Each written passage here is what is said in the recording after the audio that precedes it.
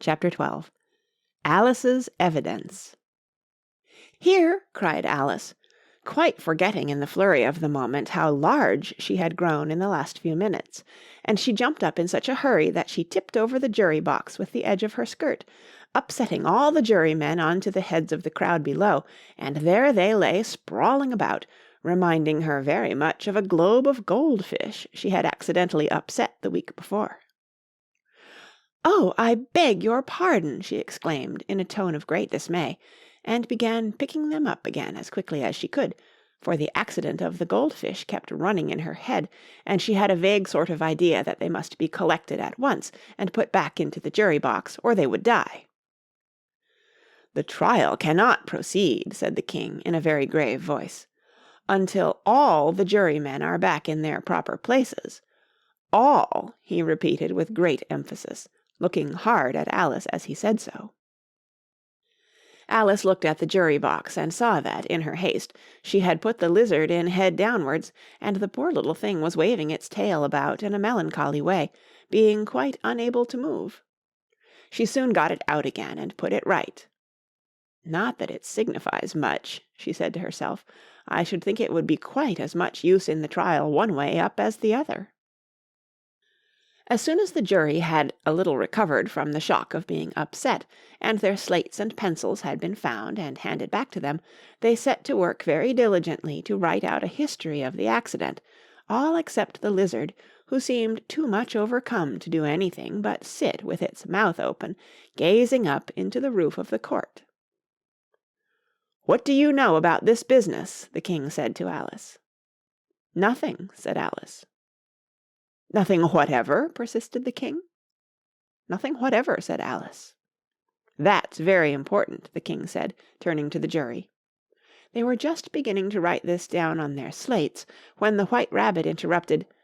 "Unimportant, your Majesty means, of course," he said in a very respectful tone, but frowning and making faces at him as he spoke. "Unimportant, of course, I meant," the king hastily said, and went on to himself in an undertone.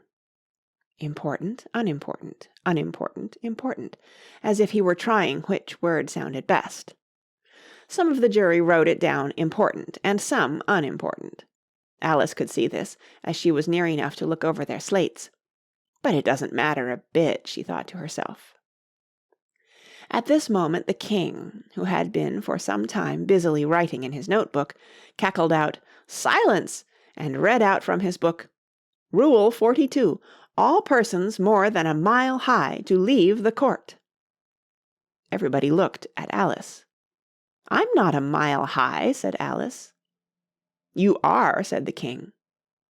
"Nearly 2 miles high," added the queen. "Well, I shan't go, at any rate," said Alice. "Besides, that's not a regular rule. You invented it just now." "It's the oldest rule in the book," said the king. "Then it ought to be number 1, said Alice. The king turned pale and shut his notebook hastily. "Consider your verdict," he said to the jury in a low, trembling voice. "There's more evidence to come yet, please your Majesty," said the White Rabbit, jumping up in a great hurry. "This paper has just been picked up." "What's in it?" said the queen. "I haven't opened it yet," said the White Rabbit, "but it seems to be a letter written by the prisoner to somebody." "It must have been that," said the king, "unless it was written to nobody, which isn't usual, you know." "Who is it directed to?" said one of the jurymen. "It isn't directed at all," said the White Rabbit. "In fact, there's nothing written on the outside." He unfolded the paper as he spoke, and added, "It isn't a letter, after all. It's a set of verses." "Are they in the prisoner's handwriting?" asked another of the jurymen. "No, they're not," said the White Rabbit, "and that's the queerest thing about it." The jury all looked puzzled. "He must have imitated somebody else's hand," said the king. The jury all brightened up again. "Please, your Majesty," said the knave, "I didn't write it, and they can't prove I did. There's no name signed at the end." "If you didn't sign it," said the king, "that only makes the matter worse. You must have meant some mischief, or else you'd have signed your name like an honest man." There was a general clapping of hands at this. It was the first really clever thing the king had said that day. "That proves his guilt," said the Queen. "It proves nothing of the sort," said Alice. "Why, you don't even know what they're about." "Read them," said the king. The White Rabbit put on his spectacles. "Where shall I begin, please your Majesty?" he asked. "Begin at the beginning," the king said gravely, "and go on till you come to the end. Then stop." These were the verses the White Rabbit read. "They told me you had been to her, and mentioned me to him. She gave me a good character, but said I could not swim. He sent them word I had not gone, we know it to be true. If she should push the matter on, what would become of you? I gave her 1, they gave him 2, you gave us 3 or more. They all returned from him to you, though they were mine before. If I or she should chance to be involved in this affair, he trusts to you to set them free exactly as we were. My notion was that you had been, before she had this fit, an obstacle that came between him and ourselves and it. Don't let him know she liked them best, for this must ever be a secret, kept from all the rest, between yourself and me." "That's the most important piece of evidence we've heard yet," said the king, rubbing his hands. "So now let the jury—" "If any one of them can explain it," said Alice. She had grown so large in the last few minutes that she wasn't a bit afraid of interrupting him. "I'll give him 6pence. I don't believe there's an atom of meaning in it." The jury all wrote down on their slates, "She doesn't believe there's an atom of meaning in it," but none of them attempted to explain the paper. "If there's no meaning in it," said the king, "that saves a world of trouble, you know, as we needn't try to find any. And yet I don't know," he went on, spreading out the verses on his knee and looking at them with one eye. "I seem to see some meaning in them, after all. Said I could not swim. You can't swim, can you?" he added, turning to the knave. The knave shook his head sadly. "Do I look like it?" he said, which he certainly did not, being made entirely of cardboard. "All right so far," said the king, and he went on muttering over the verses to himself. "We know it to be true." That's the jury, of course. "I gave her 1, they gave him 2. Why, that must be what he did with the tarts, you know." But it goes on, "They all returned from him to you," said Alice. "Why, there they are," said the king triumphantly, pointing to the tarts on the table. "Nothing can be clearer than that. Then again, before she had this fit—" "You never had fits, my dear, I think," he said to the Queen. "Never!" said the Queen furiously, throwing an inkstand at the lizard as she spoke. The unfortunate little Bill had left off writing on his slate with one finger, as he found it made no mark, but now he hastily began again, using the ink that was trickling down his face, as long as it lasted. "Then the words don't fit you," said the king, looking round the court with a smile.